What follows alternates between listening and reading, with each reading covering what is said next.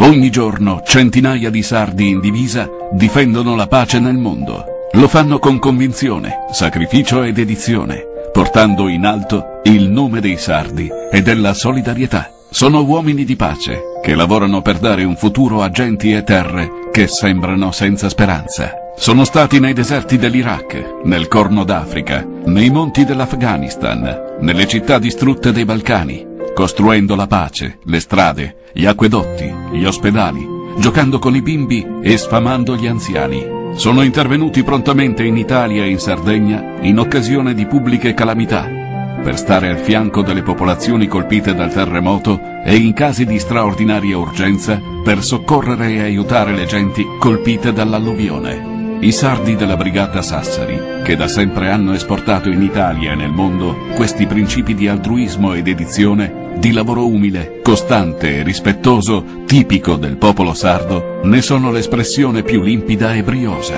Sono il simbolo della Sardegna, orgogliosa ed amica, che non cavalca populismi, ma che affronta con serietà ed impegno le dure prove che la storia le impone. I sardi della Brigata Sassari, una risorsa per il paese, un orgoglio per la Sardegna.